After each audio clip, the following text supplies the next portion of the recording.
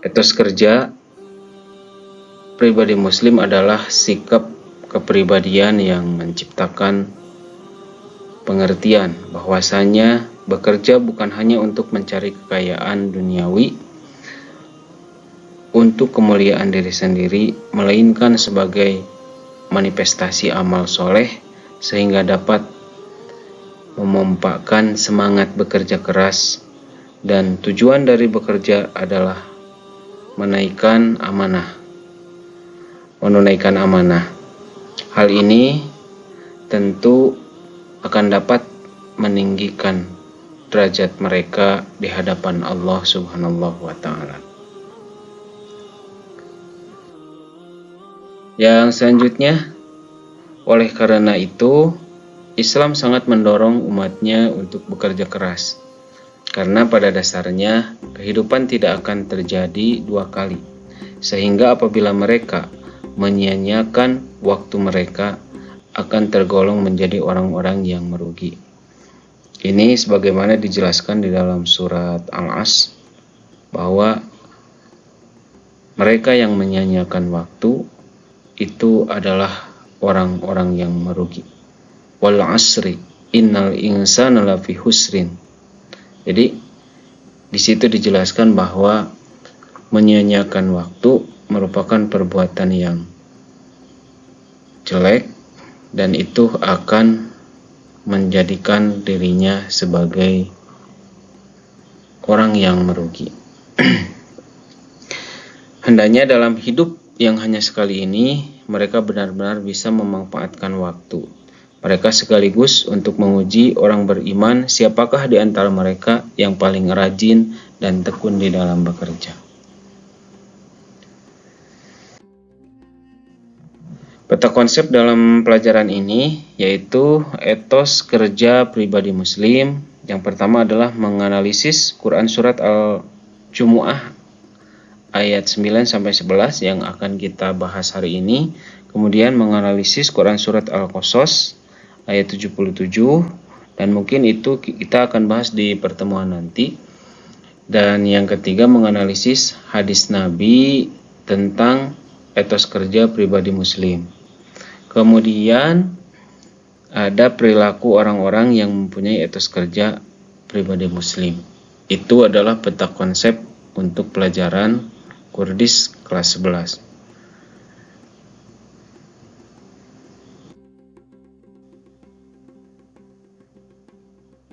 Selanjutnya mari kita dengarkan bunyi Quran surat Al-Jumu'ah ayat 9-11.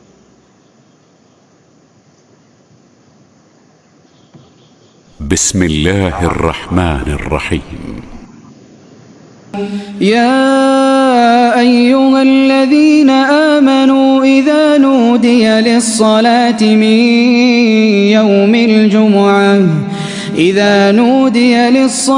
من يوم الجمعة فاسعوا إلى ذكر الله وذروا البيع ذلكم خير لكم إن كنتم تعلمون فإذا قضيت الصلاة فانتشروا في الأرض وابتغوا من فضل الله واذكروا الله كثيرا لعلكم تفلحون وإذا رأوا تجارة أو لهوا انفضوا إليها وتركوك قائما قل ما عند الله خير من اللهو ومن التجارة والله خير الرازقين.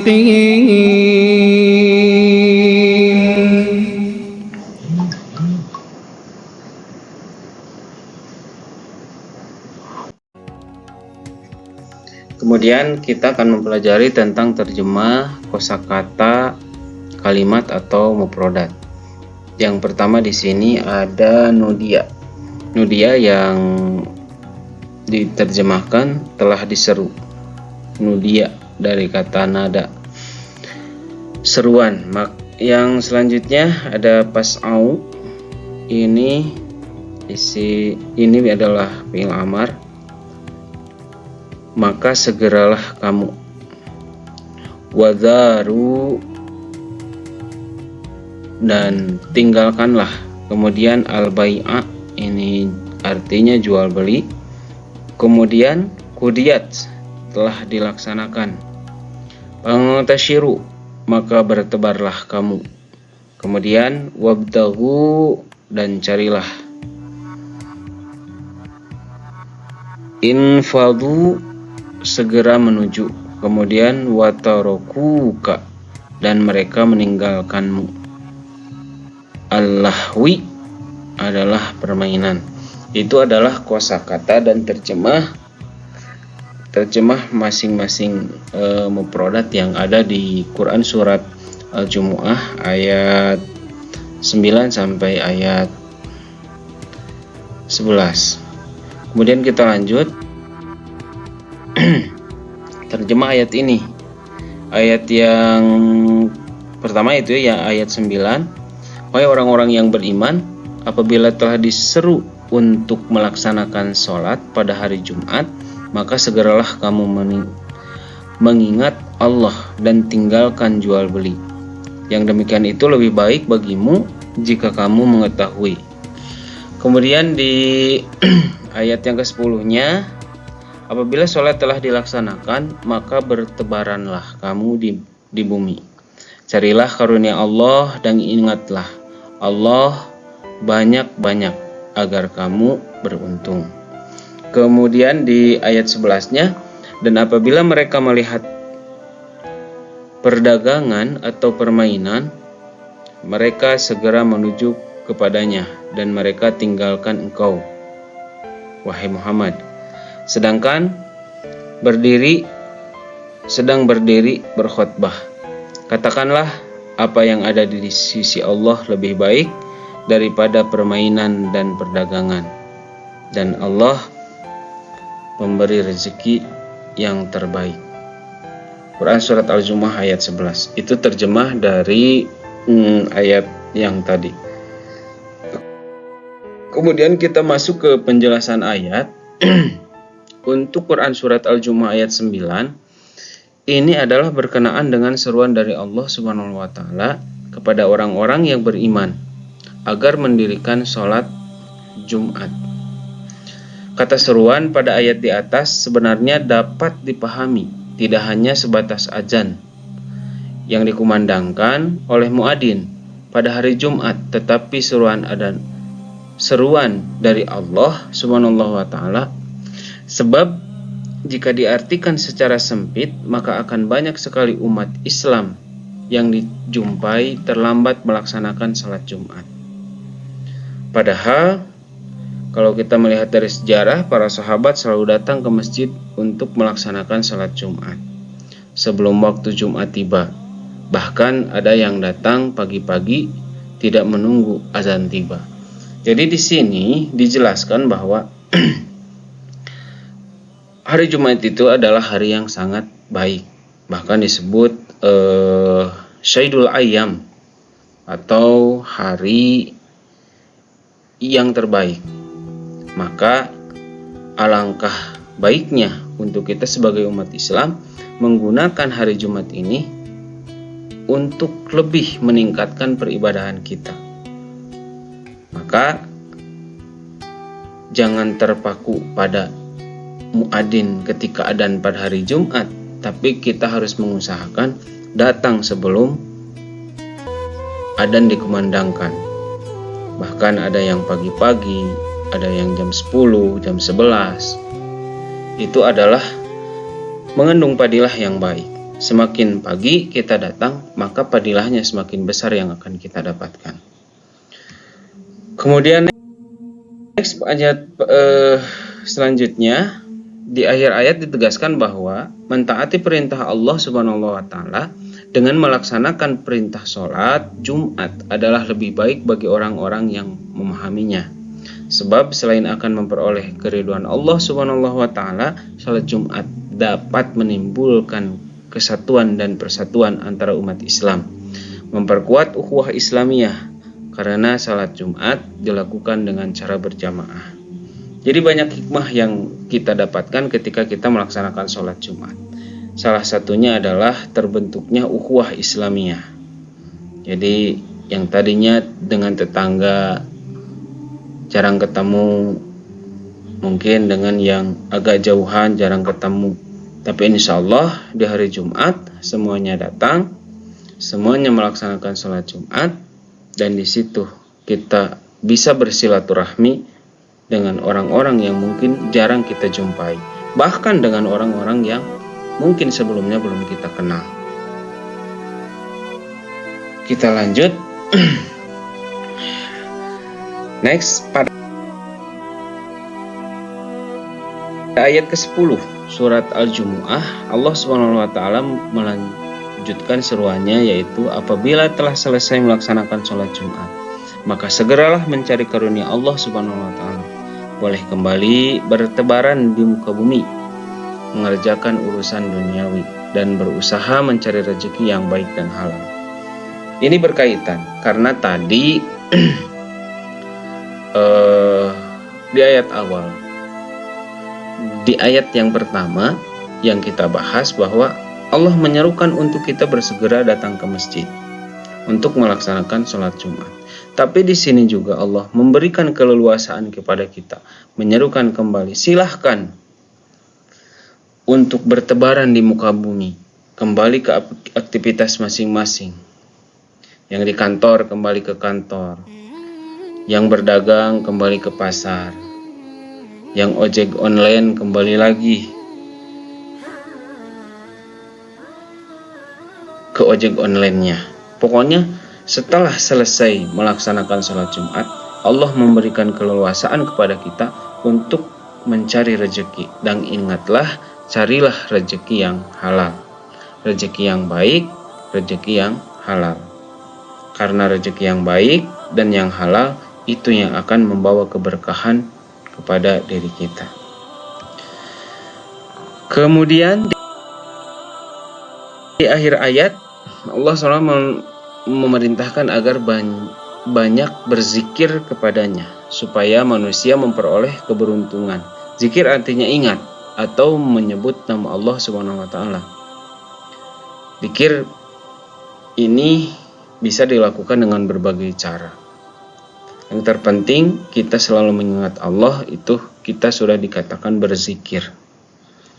Adalah bagian terpenting dalam kehidupan umat Islam, baik dalam kaitannya dengan persoalan akidah, kemudian ubudiyah maupun akhlak. Sebab Rasulullah adalah manusia yang paling banyak berzikir, selalu ingat kepada Allah Subhanahu wa taala dalam situasi dan kondisi apapun. Ini memberikan penjelasan kepada kita, apapun profesi kita, apapun aktivitas kita, dzikir adalah menjadi salah satu kunci keberkahan hidup kita. Contoh misalkan, kalau kita selalu berzikir, maka ketika kita menjadi pedagang akan menjadi pedagang yang baik.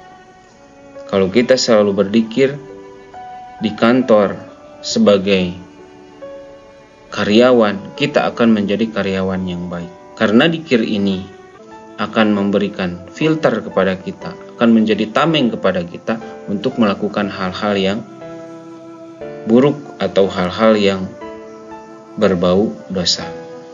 Itu pentingnya zikir dalam kehidupan kita. Kemudian selanjutnya, di dalam kandungan ayat ke-11 diawali dengan pernyataan Allah SWT tentang sikap sebagian orang mukmin yang masih selalu dengan silau dengan perniagaan duniawi, padahal sedang mendengar khutbah Nabi Muhammad SAW. Jadi ini terjadi ketika Nabi Muhammad SAW dan para jemaah, para sahabat sedang melaksanakan sholat Jumat. Kemudian datang kafilah dagang, yaitu Al-Kalbi dari Syam, Suriah, dengan membawa dagangan seperti tepung, gandum, minyak, dan lain sebagainya. Kebiasaan apabila unta rombongan kafilah dagang tiba, maka kaum perempuan ikut menyambutnya dengan menabuh gendang supaya orang-orang datang membeli dagangan yang dibawanya.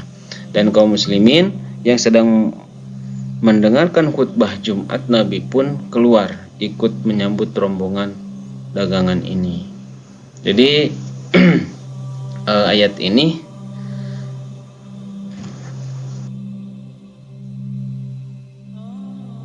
menunjukkan bahwa kecenderungan manusia untuk lebih mementingkan perkara yang bersifat duniawi telah ada sejak zaman Nabi Muhammad SAW. Sebagaimana penjelasan di atas, kemudian Allah SWT mengingatkan bahwa apa yang ada di sisi Allah SWT lebih baik daripada permainan dan perdagangan. Keridhaan dari Allah SWT jauh lebih baik daripada yang diusahakan manusia. Nah, di ayat ini menjelaskan bahwa Allah itu lebih mencintai orang-orang yang selalu patuh tunduk kepada Allah dan Rasul-Nya. Kemudian next,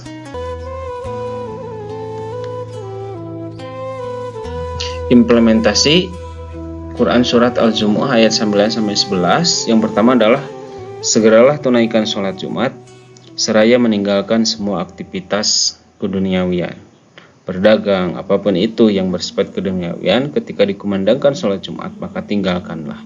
Kemudian yang kedua, pada saat menunaikan ibadah Jumat senantiasa mendengarkan khutbah khatib. Jadi jangan sampai teringat kepada hal-hal yang di luar sana. Pedagang jangan ingat kepada dagangannya, tukang ojek jangan ingat pada pelanggannya, di kantor jangan ingat pada pekerjaannya. Khusyuk melaksanakan ibadah Jumat dengan cara mendengarkan.